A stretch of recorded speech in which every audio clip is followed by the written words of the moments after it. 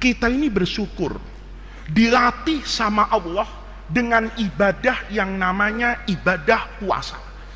Ibadah puasa itu ibadah yang agung. Kamu mungkin sudah tidak usah saya terangin hadisnya.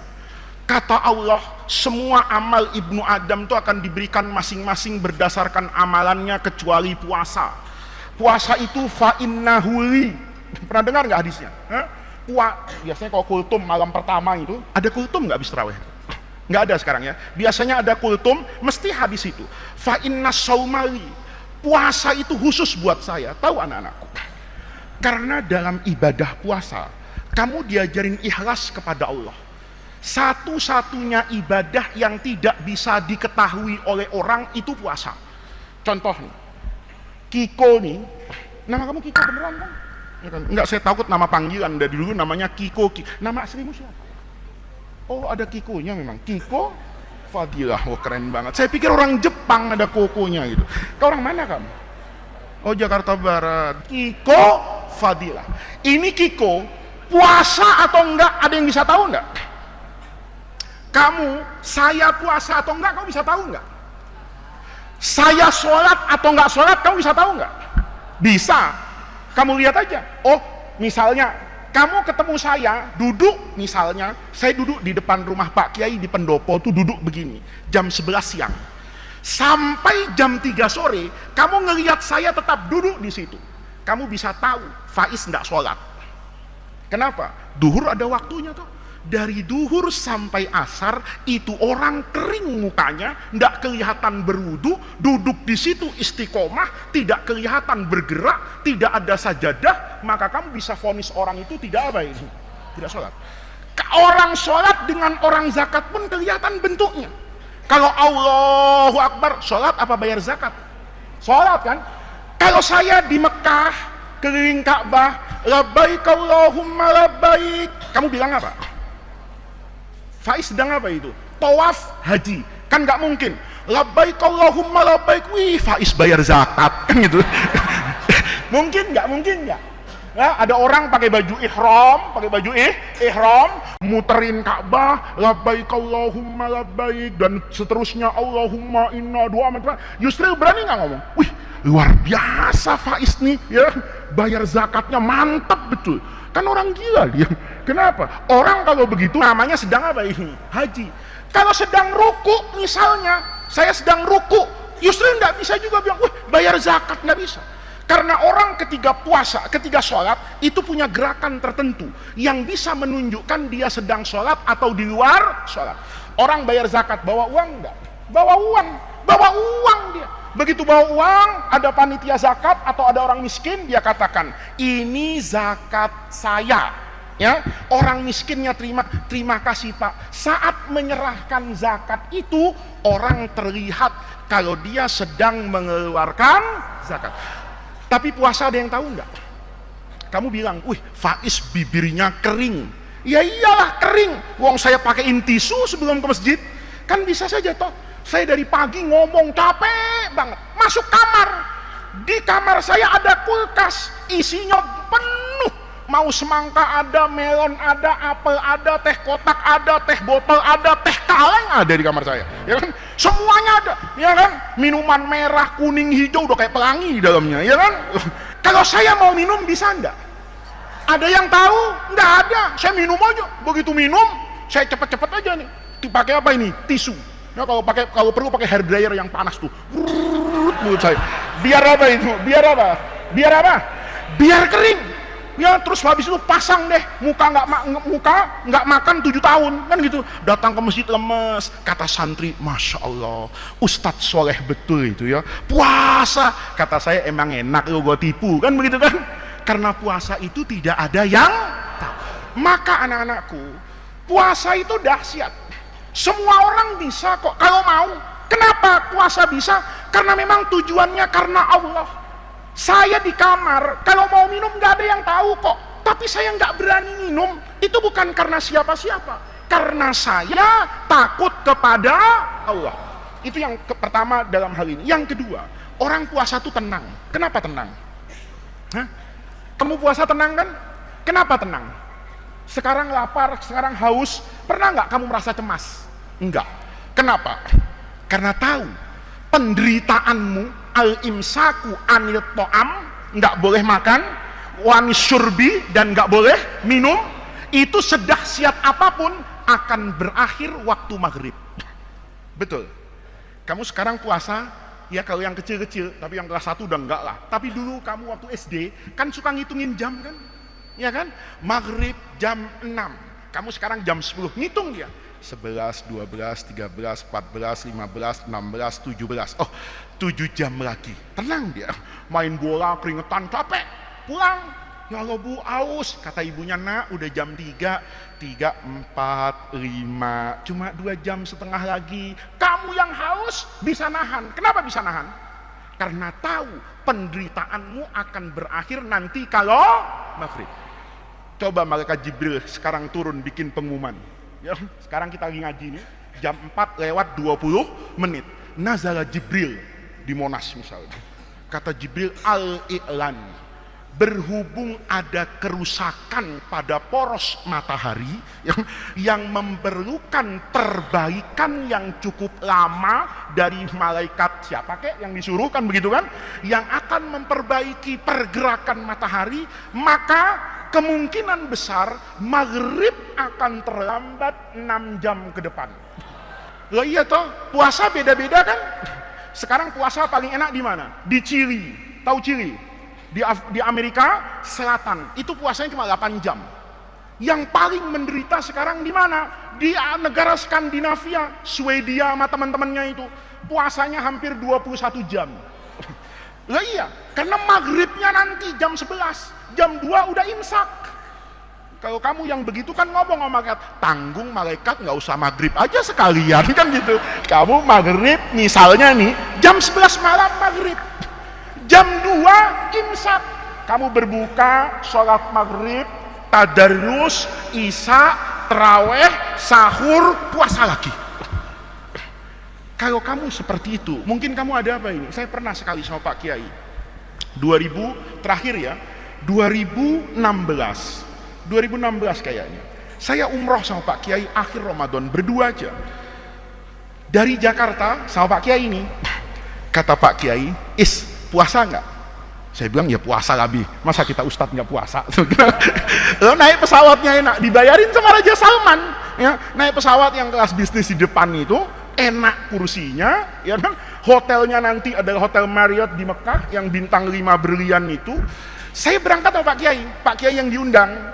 Cuman saya dapat barokahnya karena Pak Kiai udah tua. Kata Pak Kiai, saya nggak berani umroh kalau sendirian. Kata pemerintah Saudi, lalu gimana? Ya bawa anak saya. Itu alhamdulillahnya punya bapak tua, gitu ya.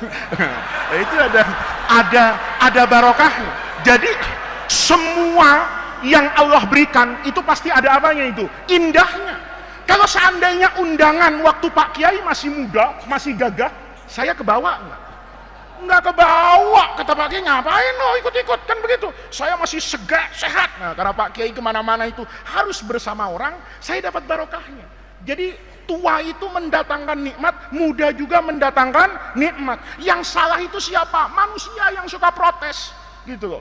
Panas kepengen hujan bajunya nggak kering-kering, marah-marah, minta panas, dikasih panas bajunya bau keringetan terus, kan begitu. Apalagi baju yang putih, dakinya setengah ons di belakang, kan begitu.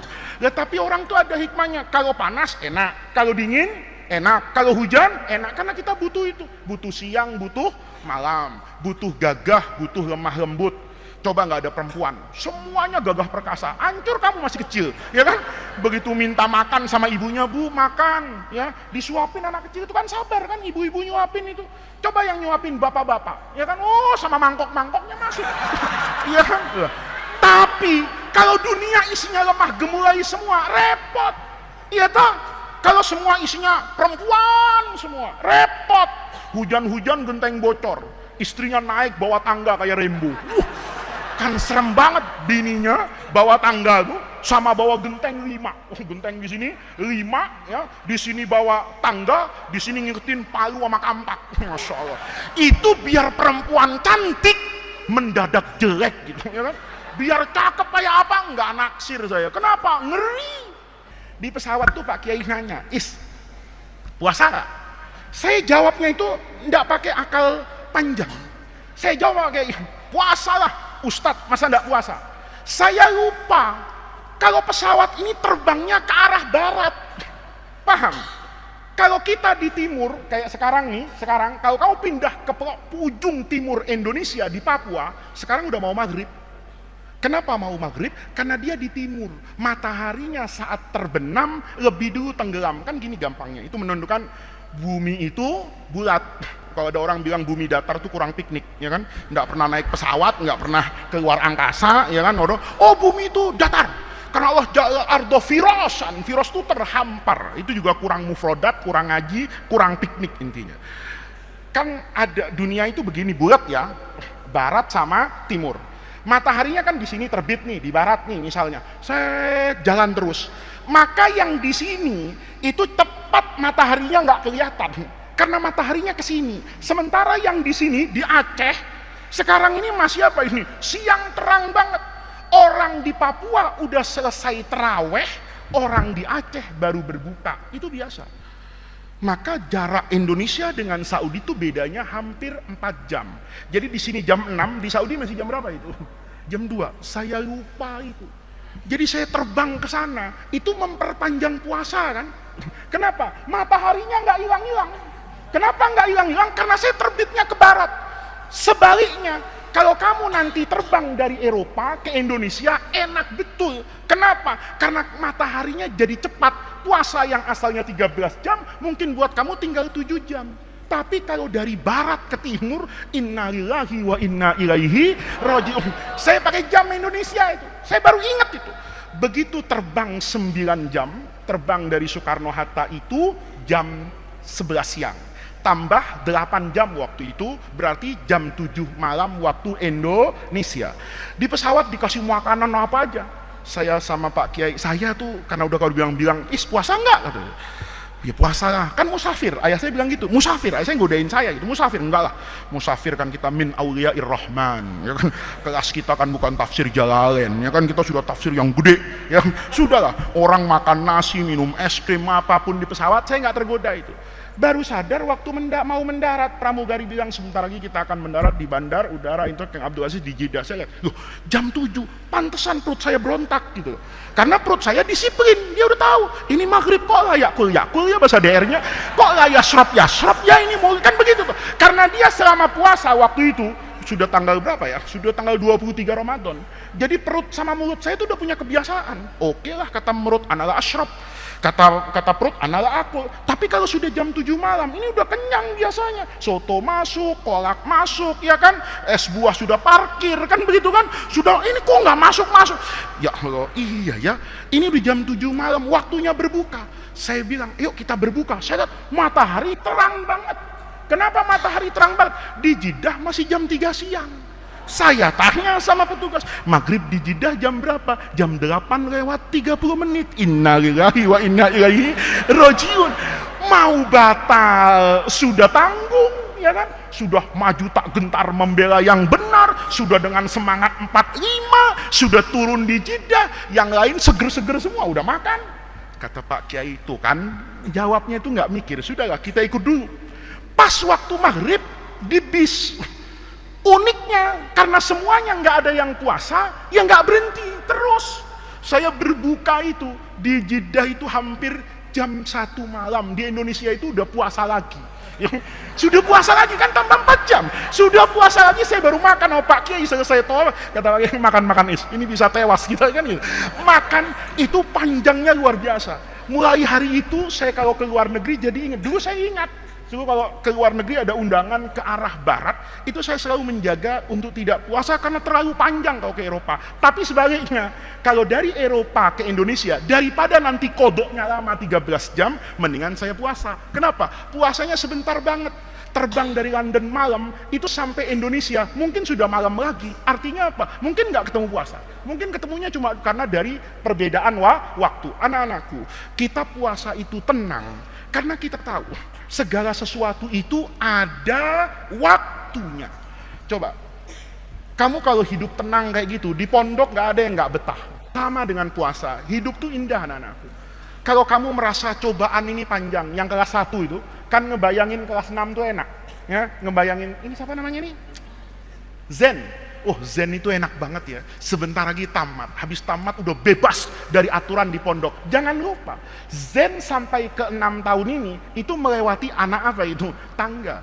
Ketika kamu sabar tahu kalau nanti saya udah kelas 6 pasti keluar dari pondok ini, hidup tuh menjadi tenang. Sama kayak kamu puasa, anak-anakku. Puasa itu tenang karena kita tahu nanti jam 6 kurang 10 menit kita boleh makan, kita boleh minum. Maka hidup tuh begitu. Pelajaran yang kedua, puasa itu mengajarkan sehebat apapun penderitaan kita, sehaus apapun, selapar apapun, sesakit apapun, tenang. Segala sesuatu itu ada waktunya. Kalau sudah waktunya datang, datang. Kalau belum waktunya datang, belum datang. Ini pelajaran yang keberapa ini? Yang kedua. Yang ketiga dan terakhir, anak-anakku, sore hari ini ingin saya sampaikan. Ikhlas itu dahsyat sekali. Saya beberapa malam ngajar kelas 6 di depan itu, cerita tentang hadis Nabi, innamal a'malu binniyat. Anak-anakku, niat itu kalau tulus karena Allah, pahalanya kayak puasa. Puasa itu nanti Allah buat pintu khusus di surga, khusus buat orang-orang yang rajin apa itu? Puasa. Karena orang berpuasa seperti saya bilang tadi, itu betul-betul tulus karena Allah, bukan karena orang. Kamu kalau sholat jamaah, mungkin karena kismul aman. Sholat taraweh, mungkin karena kismul taklim. Tapi kamu puasa bukan karena siapa-siapa dan bukan karena apa-apa. Betul-betul karena siapa ini? Allah. Maka balasannya luar biasa. Itu sebenarnya, anak-anakku, adalah pelajaran buat kita. Kalau mau mendapatkan hasil yang dahsyat, luruskan niat kepada Allah Subhanahu wa Ta'ala. Ini pendek-pendek saja, saya juga suaranya sudah terasa panas ya. Anak-anakku, kamu di kelas 3 ngaji kitab yang namanya Jurumiyah. Itu Jurumiyah itu istilah Indonesia orang Melayu kita. Sebetulnya itu dibacanya Al-Ajurrumiyah. Jadi alifnya itu panjang, A, jimnya dibaca pakai dhammah, aju, roknya dikasih tasdid, Ajurrumiyah. Itu karangan Imam Muhammad bin Abdullah As-Sanhaji. Nama pengarangnya itu Muhammad bin Abdullah As-Sanhaji. Hidup tahun 672 Hijriah sampai 723 Hijriah. Kamu nanti pergi ke Mesir, mudah-mudahan bisa ke Azhar, sekolah ke Mesir ya. Sampai di Mesir kamu tanya sama semua pakar nahwu, tahu nggak kitab Jurumiyah? Pasti jawabannya tahu. Kamu nanti pergi ke Arab Saudi, tanya sama semua pakar nahwu di Saudi, tahu nggak kitab Jurumiyah? Tahu. Tanya di Syria, tanya di Maroko, tanya di Tunisia. Sedunia Islam pasti kenal kitab yang namanya Jurumiyah. Tahu nggak kamu? Pengarangnya itu nggak terkenal. Kuburannya pun, ya, tanya Ustadz siapa tuh? Irfan PM. Irfan PM tuh pernah sekolah di Maroko. Dia pernah ke kota Fes. Di sanalah Imam Ibnu Ajurrum itu diapakan itu? Dikuburkan. Kuburannya itu sepi, anak-anakku. Nggak banyak diziarah, nggak terkenal sebagai kuburan yang orang sohibul karomah. Tapi ingat, anak-anakku, Ibnu Ajurrum itu punya karomah yang luar biasa. Apa karomahnya? Kitab Jurumiyah. Saya sekarang ngajar kamu, saya bisa jadi orang kayak gini, baca kitab, baca tafsir, baca hadis. Kuncinya karena dulu saya ngaji di Liliang, di Darul Rahman Liliang tahun 88, saya belajar kitab yang namanya Jurumiyah. Gara-gara belajar Jurumiyah, saya jadi lancar baca Fathul Qorib. Saya jadi lancar baca Fathul Mu'in. Saya jadi ngerti Alfiyah. Saya tahu tata bahasa Arab. Allah bukakan karunia kepada saya bisa sekolah ke luar negeri, itu diantara jasanya kitab Jurumiyah. Pak Kiai jadi kiai itu karena apa? Karena dulu belajar kitab apa ini? Jurumiyah. Itu karomah. Karomah itu kalau sekedar orang bisa terbang, karomahnya terbatas. Begitu mati hilang karomahnya. Ini Kiko misalnya jadi waliyun min auliyaillah, bisa terbang. Kalau hebatnya Kiko diukur dengan terbang, kan saingannya burung. Kiko hebat Ustadz, bisa terbang. Saya bilang, ya nggak hebat juga lah. Burung di Ragunan terbang, kan begitu kan. Oh, Kiko itu bisa jalan di atas air, nggak basah. Ikan bermalam di laut. Saya bilang begitu kan. Iya tah? Nggak ada yang aneh, toh. Nggak ada yang aneh. Oh, Kiko itu kayak Nabi Ibrahim, Pak Ustadz. Dibakar nggak mempan. Pemadam kebakaran pakai baju pemadam kebakaran nggak mempan dibakar, iya kan? Oh, Kiko itu bisa terbang cepat, naik pesawat aja, ngapain pakai kaki repot-repot, kan begitu. Tapi karomah maknawiyah anak-anakku itu luar biasa. Karyanya dibaca sampai hari ini jadi ilmun yuntafa'u bihi. Terkenal. Apa rahasianya? Kamu tahu? Kenapa dinamakan ajurrumiyah? Itu dari dua lafadz gabungan. Dari dua lafadz gabungan. Dari jurru, ada yang bilang dari zaro, yazuru, zur. Pakai dialektika tertentu menjadi jur. Kan paham kan kamu? Ada orang mengucapkan hurufnya benar, tapi dialektikanya berbeda. Contohnya orang Sunda. Orang Sunda tuh nggak ada huruf ef. Nggak ada orang Sunda bilang Fanta tuh nggak ada. Adanya Panta. Gitu. Nggak ada orang Sunda. Kalau ada bilang orang Sunda minum Fanta, itu bohong. Ya, kalau ada orang Sunda minum Fanta, bohong. Orang Sunda itu bukan minum Fanta, tapi minum Panta. Paham nggak? Hah? Ya kan? Kan begitu biasa itu. Ada orang ngomong sapi, sampi. Ya, paham? Dia dari kecil, saya pernah buktikan tuh di SD. Kita dulu di SD kan belajar nulis kan? Ya, S-A-P-I, sapi, S-A-P-I, sapi. Kata gurunya, kayak kamu belajar insa tuh, kitabun. Saya dulu gitu waktu satu. Ini buku Budi, ini ibu Budi, ini sapi Budi. Kan begitu kan? Nah, dibacain tuh sama guru. S-A-S-A-P-I-P, sapi. Ada teman saya itu, sama-sama umur 6 tahun. Coba Faiz baca S-A-S-A-P-I-P, sapi. Teman saya nggak gitu. S-A-S-A-P-I-P, sampi. Oh, gurunya kaget. Kata gurunya kok sampi? Nggak ada M-nya. Coba Faiz lagi. Saya baca tuh. S-A-S-A-P-I-P, sapi. Coba temennya S-A-S-A-P-I-P, sampi. Itu mulutnya sampai hari kiamat sampi. Belajar lagi itu ya, R-O-R-T-I-T, roti. Faiz tuh. Coba sampingnya R-O-R-T-I-T, ruti. Loh, kok ruti? Enggak apa-apa, salah enggak? Salah enggak? Emang dia kayak begitu ngomongnya gitu loh. Kayak orang Sumatera kadang-kadang ngomongnya kan bukan siregar, tapi siregar. Kan gitu. Itu biasa. Orang Jawa itu kadang-kadang karena kebiasaan alhamdulillahirabbil ngalamin surah Al-Fatihah gitu loh. Itu kenapa? Namanya dialek kita. Loh, di Arab juga gitu. Nanti kamu ke Mesir, itu nggak ada huruf qaf. Tahu huruf qaf? Orang Mesir itu nggak bisa ngomong qaf. Semua qaf jadi hamzah. Maka dulu teman saya itu kaget ke Mesir. Gurunya itu minta ambilin bolpen.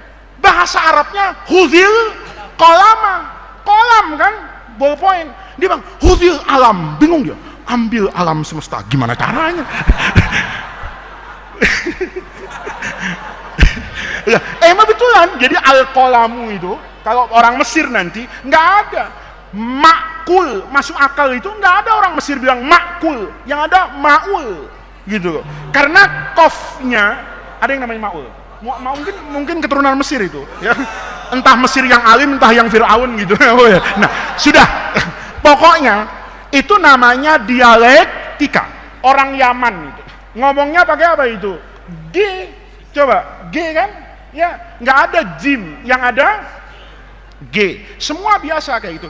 Dialektika. Maka sebentar, jam berapa ini? Nah, ajurrumiyah. Nih, dari kata-kata zaro sama miyah. Miyah itu apa? Air. Zaro itu ziarah. Ada yang mengatakan dari jarro ya juru. Apa jarro ya juru itu? Nyeret ya. Kalau Abu Bakar nih, saya ambil berdiri. Coba berdiri. sekali-kali nyeret Habib mumpung masih kecil, ya kan? Kalau sudah gede saya takut nanti. Kalau masih kecil kan murid saya ini Al-Atos, saya berani. Nih, ini begini, ini namanya apa ini? Jarro ya juru. Dah duduk. Ini yang kelas 6, panggil adik sekarang. Nanti kalau sudah gede, sorbanan, mudah-mudahan jadi orang alim, nah, kamu harus cium tangan, ini Habib kan gitu. Nah, itu namanya jarro ya juru. Nah, kenapa dinamakan jurumiyah? Karena ada ziarah ke miyah. Ziarah kemana itu? Air. Ada menyeret ke air. Jadi begini, Imam Ibnu Ajurrum As-Sonhaji itu ngarang kitab itu karena dia keliling ke negara-negara Arab, ke Mekah, ke Madinah, pergi kemana-mana. Dia mendapatkan banyak orang tidak mengerti ilmu nahwu. Maka dia berusaha mengarang kitab nahwu yang sederhana tapi lengkap. Ditulis, jadi. Setelah jadi, tahu anak-anakku, mau dicetak. Tapi dia takut. Jangan-jangan saya nulis ini tidak karena Allah. Kepengen jadi ulama terkenal, kepengen banyak duit karena bukunya apa ini laku. Maka sama Ibnu Ajurrum, mengapa kemudian disebut kitab apa ini? Jurumiyah. Kitabnya itu dimasukkan kotak. Ya kayak sekarang kotak apalah, kotak begini, kitabnya ditaruh di situ. Kemudian dibebani pakai apa ini? Batu yang berat, dilempar ke laut supaya kitabnya hilang. Jadi dia membuang kitab supaya ilmunya apa ini? Hilang. Anehnya, pulang ke rumahnya, kitabnya ada. Bayangin nih. Jadi kitabnya ditaruh di kotak, dibawa ke Ancol, yang diapain itu? Dihanyutkan di laut. Dia bilang, ya Allah, kalau saya nulis kitab ini karena engkau, bukan karena ingin terkenal, bukan karena ingin dianggap orang hebat, maka saya yakin buku ini akan terjaga. Tapi kalau saya niatnya untuk kepentingan duniawi, maka buku ini akan hilang, hancur, ditelan oleh samudra. Hebat anak-anakku. Buang kitab, kitabnya balik. Kitabnya nggak usah dibuang, hilang sendiri. Tahu nggak bedanya saya sama Imam Ibnu Ajurrum? Ibnu Ajurrum itu kitabnya dibuang, malah balik. Kitabmu nggak usah dibuang, ditaruh di lemari, hilang sendiri. Lihat, itu menunjukkan apa itu? Karomah. Begitu 3 kali dia mengatakan Bismillah, saya serahkan ke banyak orang yang mau belajar nahwu, silahkan menyalin kitab itu. Hari ini anak-anakku, kita tidak pernah tahu siapa pengarangnya. Cerita ini mungkin pertama kali kamu dengar dari saya, tetapi buku ini bisa memberikan manfaat yang begitu banyak kepada umat Islam sepanjang masa. Itu anak-anakku, tandanya barokah. Itu tandanya karomah. Karomahnya di mana? Karomah karena dia ketika menuliskan itu tulus khalison liwajhillah, maka ikhlas itu mampu memberikan kekuatan yang luar biasa. Sampai di sini pengajiannya. Ingat, pulang ke kamar bawa ilmu berapa hari ini? 3. Yang pertama, bikin disiplin dalam bertawajuh kepada Allah.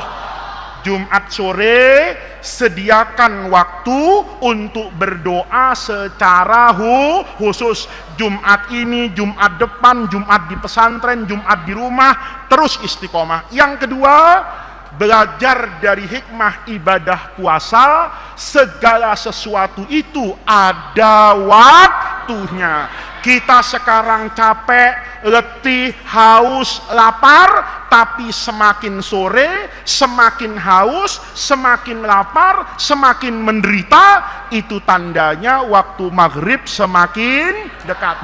Kamu yang sabar di pesantren, semakin berat cobaan yang Allah berikan, itu tandanya kebahagiaan akan segera datang. Kalau sudah menangis, pasti akan tertawa. Kalau sudah tertawa, tinggal tunggu kapan dia akan menangis. Yang ketiga, niatkan semua itu untuk Allah Subhanahu wa ta'ala.